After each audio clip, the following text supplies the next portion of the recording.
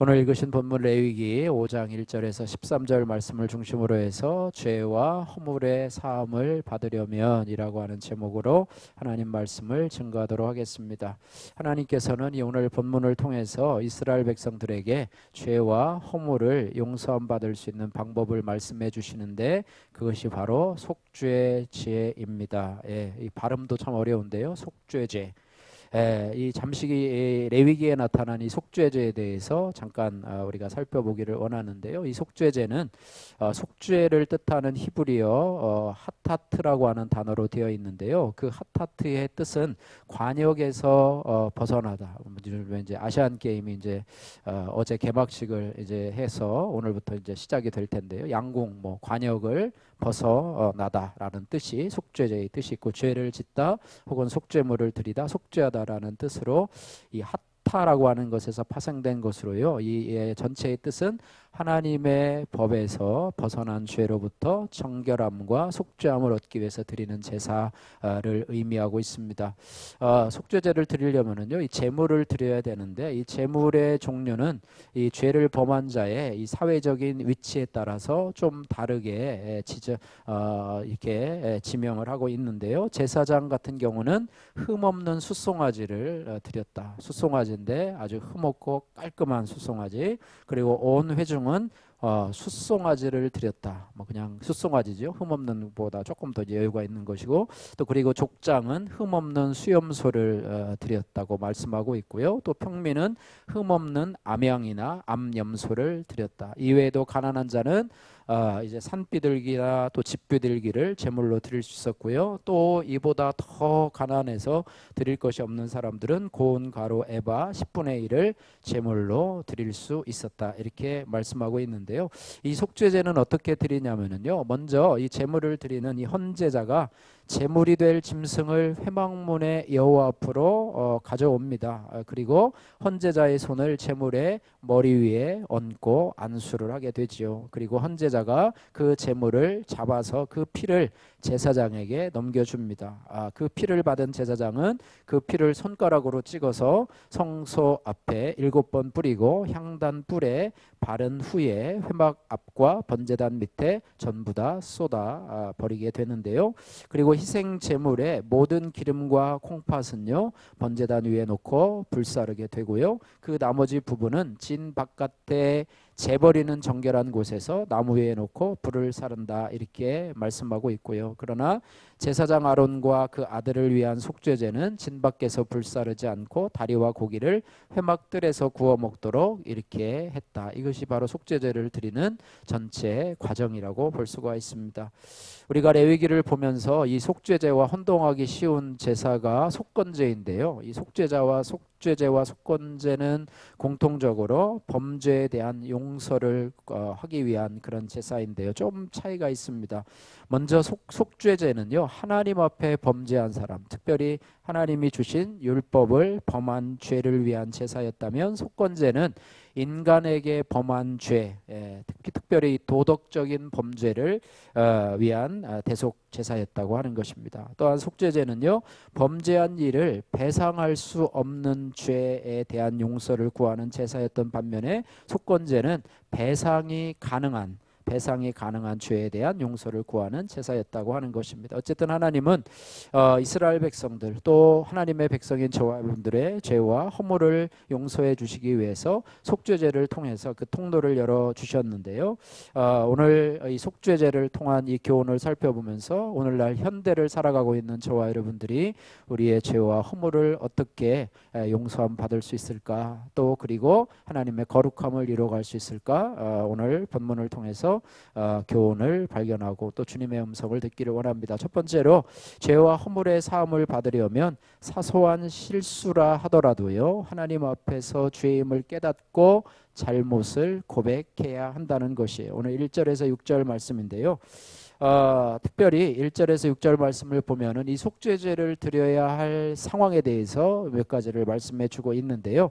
1절에 보면은 증인이면서도 증인을 서지 않으려고 하는 사람 대해서 속죄제를 드려야 된다 이렇게 말씀하고 있습니다. 1절 말씀 우리 같이 한번 읽어보도록 하겠습니다. 만일 누구든지 저주하는 소리를 듣고서도 증인이 되어 그가 본 것이나 알고 있는 것을 알리지 아니하면 그는 자기의 죄를 져야 할 것이요 그 허물이 그에게로 돌아갈 것이며. 요즘은 위증죄라고 있죠. 그리고 증인으로 서지 않으려고 하는 것들도 자기에게 피해가 돌아갈까 봐 증인으로 서지 않거나 증인으로 서긴 서는데 위증죄를 범함으로 인해서 이런 부분들에 대한 것도 역시 속죄죄의 대상이 되고요. 또 2절과 3절에 보면 부정한 것과 접촉해서 더러워진 사람도 그것을 깨닫게 될 때 속죄제를 드려야 되는데요. 2절에서 3절, 2절, 3절 같이 한번 읽겠습니다. 만일 누구든지 부정한 것들 곧 부정한 들짐승의 사체나 부정한 가축의 사체나 부정한 곤충의 사체를 만졌으면 부지중이라고 할지라도 그 몸이 더러워져서 허물이 있을 것이요 만일 부지 중에 어떤 사람의 부정에 닿았는데 그 사람의 부정이 어떠한 부정이든지 그것을 깨달았을 때에는 허물이 있을 것이요. 부정한 것에 접촉하거나 또 부정한 어떤 사체 또 공충의 사체에 닿았을 때는 바로 이 속죄죄의 대상이다 이렇게 말하고 있고요. 4절에 보면 함부로 맹세한 자의 그런 것에 대해서도 속죄죄의 대상이다 이렇게 말하고 있습니다. 4절도 같이 한번 읽어보겠습니다. 만일 누구든지 입술로 맹세하여 악한 일이든지 선한 일이든지 하리라고 함부로 말하면 함부로 말하여 맹세한 것이 무엇이든지 그가 깨닫지 못하다가 그것을 깨닫게 되었을 때에는 그중 하나에 그에게 허물이 있을 것이니. 그렇게 할 때는 5절 6절에 이제는 이 일에 잘못하였노라 자백을 하고 그 잘못으로 여호와께 속죄제를 드리되 6절에 양떼의 암컷 어린 양이나 염소를 끌어다가 속죄제를 드릴 것이요 제사장은 그의 허물을 위하여 속죄할지니라 이렇게 말씀하고 있습니다. 오늘 본문 1절에서 4절 말씀에 증인 역할을 소홀히 한 일, 또 부정한 것을 만진 일, 함부로 맹세한 일과 같은 것은 참으로 하나님 앞에 대해서 참 적극적인 죄는 아닌 듯 하지만은 하나님의 백성에게는 허물이 된다. 하나님 이까지 것 갖고도 무슨 죄라고 하고 이것 때문에 제물을 바쳐야 되고 해야 됩니까? 라고 하지 않고 이런 경우에도 속죄제로 하나님 앞에 나가야 된다라고 하는 것입니다. 그래서 이런 상황은요. 사람이 죄가 아니라고 하나님 앞에 충분히 항변하고 변명할 만한 그런 여지가 있는 것처럼 보입니다. 그러나 우리는요 하나님의 말씀 사소한 죄라고 할지라도 사소한 나의 실수로 인한 죄라 할지라도 하나님 앞에서 그것이 말씀을 듣다가 죄라고 깨달음이 생기게 되면 그것을 넘어가지 않고 하나님 앞에 우리의 죄를 고백하는 그런 태도가 바로 우리의 진정한 믿음이라고 하는 것입니다. 이를테면 내가 상대방을 배려하지 못해서 상대방을 화나게 한 행동을 소홀히 생각하면 그냥 넘어갈 수도 있지만 그것이 깨달아질 때 하나님 앞에서 회개해야 되고 이를테면 상대방과 약속 시간을 잡았는데 내가 그것을 깜빡 잊어버리고 나타나지 않았을 때 상대방은 기다리다가 또 전화를 했는데도 받지 않고 이런 경우도 있을 텐데요. 어쨌든 그런 경우도 회개의 대상이라고 생각이 되고 내 생각으로는 아주 사소해 보이는 행동이라고 할지라도 하나님 앞에서는 죄임을 깨닫고 하나님 앞에 용서를 구하는 태도가 우리에게 필요한 믿음의 자세라고 하는 것입니다. 요한일서 1장 9절에서 10절 말씀에 만일 우리가 우리 죄를 자백하면 저는 미쁘시고 이로사 우리 죄를 사하시며 모든 불의에서 우리를 깨끗하게 하실 것이요 만일 우리가 범죄하지 아니하였다면 하나님을 거짓말하는 자로 만드는 것이니 또한 그의 말씀이 우리 속에 있지 아니하리라 이렇게 말씀하고 있는데요. 우리가 우리의 죄를 자백하면이라고 하는 우리의 믿음의 고백이야말로 바로 하나님이 받으시는 속죄죄라고 할 것입니다. 오늘날도 우리가 사소한 죄를 가지고 하나님 앞에 옛날 이스라엘 백성들처럼 이렇게 양을 드리거나 염소를 드리거나 비둘기 새끼를 가지고 또 이렇게 드린다고 하면 얼마나 번거롭겠습니까? 저도 불편하고요. 여러분들이 때마다 무슨 양은 없지만은 소 잡아가지고 또 무슨 비둘기 가지고 와서 잡아가지고 피를 뿌리고 이렇게 하면 얼마나 번거롭겠습니까? 오늘날 얼마나 참 좋은 우리 신약 시대를 살고 있습니까? 우리가 잘못을 하더라도 우리가 그것을 깨닫고 하나님 앞에 주님 내가 하나님 앞에 잘못했습니다 라고 고백을 하면 그것이 용서되기 때문에 오늘날의 이 속죄제는 얼마나 참 간편하고 편리합니까? 그래서 우리는 그것을 인정하고 회개하기보다는 뭐 까짓거 별것도 아닌데 라고 하면서 넘어가는 경우가 얼마나 많은지 모르겠습니다. 그래서 적용의 말씀입니다. 우리 가족과 또 주변 사람들에게 나의 실수에 대해서 그것을 인정하지 않고 변명하는, 자주 변명하는 그런 일은 무엇인가 여러분 돌아보시고, 나는 사소하게 여겼지만은 이제라도 자복해서 사함을 받아야 할 그런 것들은 무엇인가 여러분 돌아보시고, 사소한 것이라도 하나님은 우리를 거룩하게 하시기를 원하시는 하나님이시기 때문에 우리가 그것을 말씀 중에 깨닫게 된다면 그것을 하나님 앞에 회개하는 그런 예전의 속죄제의 모습이 우리에게 필요하다, 이것을 우리가 고백할 수 있게 되는 것입니다. 두 번째로, 죄와 허물의 사함을 받으려면 나의 한계를 극복하고 마음을 다해 하나님 앞에 나가야 합니다. 오늘 7절에서 10절 말씀인데요, 특별히 하나님은 암컷 어린 양이나 염소를 드리기에 힘이 미치지는 못하는 사람들에게도 속죄제를 드릴 수 있도록 허락을 해 주시는데요, 오늘 7절에서 10절 말씀 우리 생각하면서 같이 한번 읽겠습니다. 만일 그의 힘이 어린 양을 바치는데 미치지 못하면 그가 지은 죄를 속죄하기 위하여 산비둘기 2마리나 집비둘기 새끼 2마리를 여호와께로 가져가되 하나는 속죄 제물로 삼고 하나는 번제물을 삼아 제사장에게로 가져갈 것이요, 제사장은 그 속죄 제물을 먼저 드리되 그 머리를 목에서 비틀어 끊고 몸은 아주 쪼개지 말며 그 속죄 제물의 피를 제단 곁에 뿌리고 그 남은 피를 제단 밑에 흘릴지니 이는 속죄제요, 그 다음 것은 규례대로 번제를 드릴지니 제사장이 그의 잘못을 위하여 속죄한즉 그가 사함을 받으리라. 아멘. 예. 속죄 제물은요, 죄를 범했을 때 반드시 바쳐야만 하는 제물이기 때문에 하나님께서 무엇을 요구하셔도 그대로 바쳐야 될 의무가 하나님의 백성에게는 있습니다. 하지만 하나님은 당신의 백성들을 배려해서 형편상 양이나 염소를 바칠 힘이 없으면 산비둘기나 집비둘기 2마리를 대신해서 바칠 수 있도록 이렇게 배려하십니다.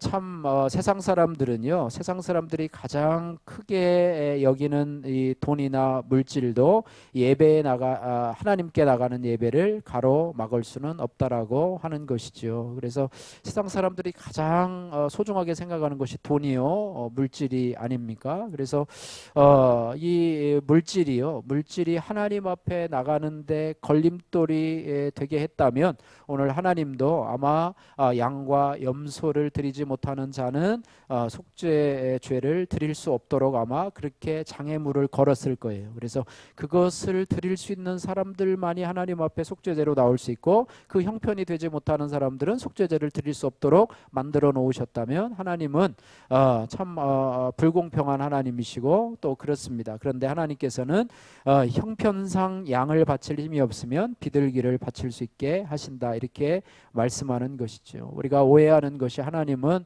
돈을 좋아하신다, 하나님은 물질을 좋아하신다, 하나님은 헌금 많이 하는 사람들을 기뻐하고 헌금 못하는 사람들은 차별하신다, 뭐 이렇게 생각할 수도 있어요. 어떤 분이 오랫도록 이 아내의 전도로 교회에 나왔는데 그날 마침 목사님 설교가 헌금에 대한 얘기였어요. 그래가지고 시험에 들어가지고 그 다음 주부터는 교회 꼴도 보기 싫다고 안 나가는 그런 경우를 보게 되는데요, 우리가 하나님 앞에 나갈 때 물질이 하나님 앞에 나가는 그런 좋은 방법임을 알고 물질을 많이 드리면 하나님 기뻐하시고 드리지 못하면 하나님이 싫어하신다, 이렇게 생각하면 오산이라고 하는 것이죠. 하나님은 물질의 경중에 따라서 사람을 차별하시는 분이 아니시라고 하는 거예요. 그래서 어떤 분이 물질에 대해서 부담이 된다고 하면 그냥 나오세요. 하나님 앞에 그냥 나오세요. 아무리 하나도 안 드려도 됩니다. 어쨌든 하나님 앞에 예배 드리시고 또 하나님 앞에 믿음이 생길 때까지는 하나님. 그래서 물질은요, 헌금은 믿음으로 드리는 것이지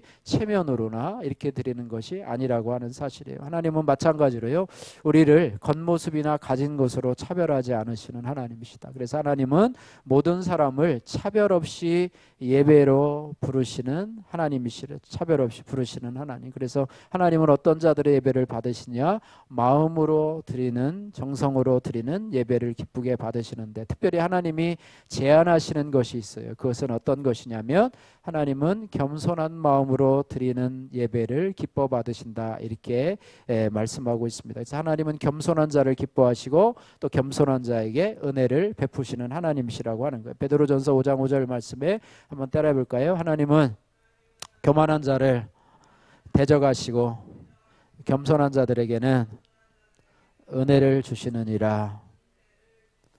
할렐루야. 일반적으로요, 뭐 저도 마찬가지지만 여러분 어떠신가 모르겠어요. 여러분 교만한 사람, 잘난 사람 여러분 좋아하시나요? 여러분 주위에 잘난 체하고 교만하고 남 무시하고 이런 사람들 좋아하시나요? 아니면 겸손한 사람을 좋아하시나요? 아마 일반적으로 사람들도 교만하고 잘난 체하는 사람들을 싫어하리라고 생각이 됩니다. 예, 마찬가지로 하나님도요, 교만한 사람들을 싫어할 뿐만 아니라 대적하신다고 말씀을 하고 있어요. 예, 전능하신 하나님이요, 대적하면 그 사람은 살 수도 없어요. 그래서 교만은 패망의 선봉이요, 또 뭐라고 그랬죠? 넘어짐의 앞잡이니라, 이렇게 말해요. 교만하면, 하나님 앞에서 교만하면요, 살 방법이 없어요. 교만한 자를 하나님 앞에서 설 수가 없어요. 또 그의 삶이 평안할 수도 없습니다. 여러분 자연의 이치를 보면 어떤가요? 물을 비교해 보면 물은 어디서 어디로 흐른다고 하지요? 물은 높은 데서 낮은 데로 흐른다고 하잖아요. 낮은 데서 높은 데로 흐르는 물은 없습니다. 마찬가지로 하나님의 영적인 이치도 마찬가지인 것 같습니다. 하나님의 은혜가 흐르는 영적인 이치도 마찬가지로 마음 겸손한 자에게로 하나님의 은혜가 흐르는 것을 보게 됩니다. 유유상종이라고 하는 말이 있어요. 그죠? 이 말은 뭐 쉽게 얘기하면 끼리끼리 모인다, 비슷한 사람끼리 모인다, 뭐 이런 말이 있는데요. 실제적으로 우리의 삶을 보면 그런 것 같습니다. 이 말을 예수님에게 적용해 보면은, 예수님도요, 예수님은 어떤 분이신가 하면 겸손하신 분이에요. 온유하고 겸손하신 분이에요. 그래서 겸손하시고 온유하신 예수님도 어떤 사람을 좋아하시냐면 겸손하고 온유한 사람을 좋아하십니다. 예, 그래서 예수님이 만약에 교만했으면 교만한 사람을 좋아했겠죠. 그러나 예수님은 자신 스스로가 자신을 소개하기를 나는 마음이 온유하고 겸손하니, 이렇게 말해요. 그래서 나의 멍에를 메고 내게 배우라, 그리하면 너희 마음이 쉼을 얻으리니, 이렇게 말해요. 빌립보서 2장 5절 8절 말씀에 너희 안에 이 마음을 품으라 곧 그리스도 예수의 마음이니 그는 근본 하나님의 본체이시나 하나님과 동등됨을 취할 것으로 여기지 아니하시고 오히려 자기를 비어서 종의 형체를 가져 사람들과 같이 되었고 사람의 모양으로 나타나셨음에 자기를 낮추시고 죽기까지 복종하셨으니 곧 십자가에 죽으심이라. 하나님은 근본 하나님의 본체이시지만은 사람의 모양으로 자신을 낮추시고 가장 겸손하게 가장 낮은 자리로 이 세상에 오신 하나님의 독생자, 우리의 구원자가 되어주셨어요. 특별히 주님은 하나님 앞에 겸손히 나오는 모든 자들에게 동일한 은혜를 베풀어 주시는 하나님이시라는 것을 우리가 기억해야 될 것입니다. 이사야서 55장 1절에 3절 너희 목마른 자들아 물로 나오라, 돈 없는 자도 오라, 너희는 와서 사 먹되 돈 없이 값없이 와서 포도주와 젖을 사라. 너희가 어찌 양식 아닌 것을 위하여 은을 달아주며 배부르게 못할 것을 위하여 수고하느냐. 나를 청종하라, 그리하면 너희가 좋은 것을 먹을 것이며 너희 마음이 기름진 것으로 즐거움을 얻으리라. 너희는 귀를 기울이고 내게 나와 들으라, 그리하면 너희의 영혼이 살리라. 그랬습니다. 예, 하나님은 겸손한 자에게 은혜를 베푸시는 하나님이시라고 하는 것입니다.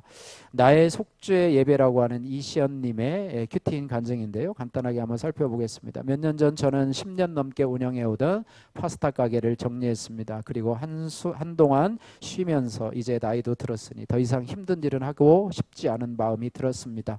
그러던 중 저는 부동산 투자로 큰 돈을 번 친구를 만났습니다. 이 친구가 문제예요. 어느 날 다가오는 이 친구, 잘 되면 좋은데, 그리고 그 친구와 함께 지방에 있는 한 오피스텔 모델하우스를 보러 갔다가 마음이 빼앗겨서 덜컥 계약금을 걸었습니다. 그 친구 이야기를 듣고 나니 오피스텔 투자가 노후 대책의 정답인 것만 같았기 때문입니다. 이후 저는 이곳저곳으로 오피스텔을 보러 다녔습니다. 그러다 서울에서 조금 떨어진 지역에서 산과 강으로 둘러싸인 좀 더 넓은 평수를 보고는 노후에 여기서 자연과 더불어 여유롭게 살아보리라 맹세하며 자금이 없음에도 불구하고 두 채나 하나 더 계약을 하게 되었습니다. 예, 잘 됐으면 얼마나 좋겠습니까? 하지만 곧이어 정부의 부동산 규제 정책이 쏟아졌고 지방의 오피스텔이 매매되지 않은 채 잔금 지불 시기가 가까워지니 저의 불안은 커져만 갔습니다. 그제서야 저는 교회 공동체에 저의 상황을 나누며 기도를 부탁했습니다. 그리고 제 신앙의 민낯을 보며 자복했지만 속죄 예배를 드리려면 실제적인 적용이 따라야 함을